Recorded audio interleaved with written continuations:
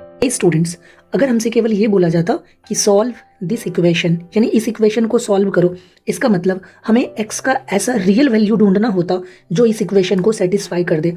But अगर किसी question में x के ऊपर इस तरह का कोई कंडीशन अप्लाइड हो, जैसे पॉजिटिव इंटीजर x या नेगेटिव इंटीजर x या इवन इंटीजर x, तब हमें इस तरह के क्वेश्चन को थोड़ा अलग तरीके से सॉल्व करना है। अगर कोई कंडीशन नहीं दिया जाता x के ऊपर तो मैं एलसीएम लेके कायदे से सॉल्व करता। बट जब भी किसी क्वेश्चन में इस तरह का कंडीशन अप्लाइड हो वेरिएबल के ऊपर, तो आपको थोड़ा अलग तरीके से सोचना है। चलिए इस क्वेश्चन को सॉल्व करते हैं। अब एक बात तो क्लियर है कि हमें एलसीएम लेके प्रॉपर कायदे से सॉल्व नहीं करना है, ये काफ़ी लेंदी हो जाएगा। इस क्वेश्चन में सबसे बड़ा पॉजिटिव पॉइंट है, x के बारे में हमें बोल दिया गया है कि x का हमें केवल पॉजिटिव इंटीग्रल वैल्यू चाहिए, यानी x के ऊपर एक लिमिटेशन आ गया है कि x का वैल्यू हमें 1, 2, 3, 4 बस यही सब चाहिए होगा। अब अगर मैं इस इक्वेशन के बारे में ठीक से सोचना स्टार्ट करूं तो ऐसा करते हैं, एक बार x के जगह पे 1 रख करके देखते हैं क्या 1 इस इक्वेशन को सेटिस्फाई कर पा रहा है। और हमें पता है x का जो वैल्यू इस इक्वेशन को सेटिस्फाई कर देगा वही हमारे इक्वेशन का सॉल्यूशन होगा। तो एक बार हम क्या करते हैं, x का वैल्यू 1 पुट करके देखते हैं क्या ये इस इक्वेशन को सेटिस्फाई करता है। तो चलिए एक बार हम x के जगह पे 1 रख करके देखते हैं। तो यहाँ से मुझे मिलेगा 1/1 प्लस 1/2 प्लस 1/3। देखते हैं इस पूरे एक्सप्रेशन का वैल्यू कितना आता है, सॉल्व करके देखते हैं। एलसीएम लेंगे 6 आ जाएगा, तो यहाँ बनेगा 6 + 3 + 2 और ये कितना आ जाएगा, ये आ जाएगा 11/6 which is not equal to 13/12, right. इसका मतलब ये हुआ कि x = 1 हमारे इस इक्वेशन का सॉल्यूशन नहीं है, राइट। ये हमारे इक्वेशन का सॉल्यूशन नहीं है। अब मैं क्या करता हूँ, x के जगह पे एक बार 2 पुट करके देखता हूँ। तो यहाँ पे मेरा बनेगा 1/2 प्लस 1/3 प्लस 1/4 और जब मैं इसको सॉल्व करूँगा तो एलसीएम आ जाएगा 12, एलसीएम आ जाएगा 12 और ऊपर में बनेगा 6 + 4 + 3 और ये आ जाएगा 13/12 which is equal to RHS of the equation, यानी x = 2 हमारे इक्वेशन को सेटिस्फाई कर रहा है। इसका मतलब ये हमारे इक्वेशन का सॉल्यूशन है, राइट। ये हमारे इक्वेशन का सॉल्यूशन है। बट बात यहाँ पे ख़त्म नहीं हुई है, बात यहाँ पर स्टार्ट हुई है।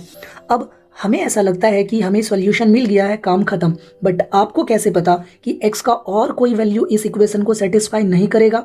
क्या x = 3, 4, 5, 6 ये सब पुट करके हमने देखा तो है नहीं। तो क्या ऐसा कोई तरीका है जिससे ये पता लग जाए कि x का और कोई वैल्यू इसको सेटिस्फाई नहीं करेगा? तब तक हम ये कंफर्म नहीं कर सकते कि यही एकमात्र सॉल्यूशन है हमारे इक्वेशन का। अब ये पता करने के लिए मैं क्या करता हूँ, एक बार x के जगह पर 3 रख करके देखता हूँ, देखते हैं हमें आंसर में क्या मिलता है। अब देखो हमें क्लियरली पता है कि ये कभी भी 13/12 के इक्वल नहीं होगा। इसका मतलब ये भी हमारे इक्वेशन का सॉल्यूशन नहीं है। अब आप एक चीज़ ऑब्जर्व करो जो कि काफ़ी इंपॉर्टेंट है, राइट। देखो 1 रखने से वैल्यू क्या आया था, जब हमने 1 रखा था तो LHS का वैल्यू आया था 11/6, ध्यान से देखना। 2 रखने से आया था 13/12, 3 रखने से आया है 47/60। अब ध्यान से देखो, जैसे जैसे मैं x का वैल्यू बढ़ा रहा हूँ, ये x = 1, ये x = 2 और ये x = 3, जैसे जैसे मैं x का वैल्यू बढ़ा रहा हूँ वैसे वैसे ध्यान से देखो LHS वाले एक्सप्रेशन का जो वैल्यू है, LHS वाले एक्सप्रेशन का जो वैल्यू है वो क्या हो रहा है, ध्यान से देखना, वो डिक्रीज हो रहा है। वो क्या हो रहा है, डिक्रीज हो रहा है, राइट। जैसे जैसे एज x इंक्रीजेस, जैसे जैसे आप x का वैल्यू बढ़ा रहे हो हमारे LHS वाले एक्सप्रेशन का वैल्यू घट रहा है। और ध्यान से सुनना, अब मैं जैसे ही x का वैल्यू यहाँ 4 रखूँगा, जैसे ही मैं x का वैल्यू 4 रखूँगा, 5 रखूँगा, 6 रखूँगा, इसका वैल्यू और डिक्रीज होगा। यानी 13/12 से धीरे धीरे धीरे धीरे वैल्यू क्या हो रहा है, छोटा होता जा रहा है। तो अब आप क्लियरली ये बात सोच सकते हो कि केवल x का वैल्यू 2 रखने से ही, जब मैं x का वैल्यू 2 रखूँगा तभी LHS RHS इक्वल हो रहा है। अब जैसे ही मैं x का वैल्यू बढ़ाना स्टार्ट करूंगा 3, 4, 5, 6, LHS का जो वैल्यू है वो डिक्रीज हो रहा है। अब इसको आप इस बात से भी समझ सकते हो कि अगर आप इस एक्सप्रेशन में x का वैल्यू बढ़ाओगे तो 1/x का वैल्यू घट जाएगा, डिक्रीज हो जाएगा। सिमिलरली इसका भी वैल्यू डिक्रीज होगा, इसका भी वैल्यू डिक्रीज होगा।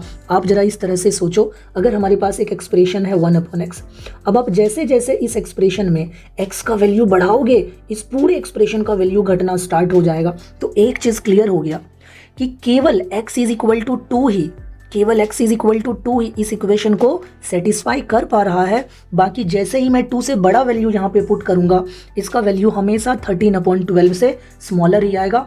जैसे जैसे मैं x का वैल्यू बढ़ाता जाऊंगा वैसे वैसे इसका वैल्यू और कम होता जाएगा। यानी कोई संभावना ही नहीं है कि 2 के अलावा और कोई x का वैल्यू इसको सेटिस्फाई कर दे। इसका मतलब इस इक्वेशन का केवल एक सॉल्यूशन आएगा, x इज इक्वल टू 2। और हमसे बोला जा रहा है the number of positive integer x, यानी x के ऐसे कितने पॉजिटिव इंटीजर वैल्यू है जो इस इक्वेशन को सेटिस्फाई करेगा। तो मुझे बताइए कितने वैल्यूज आ गए, केवल एक। तो हमारा सही आंसर हो जाएगा ऑप्शन बी।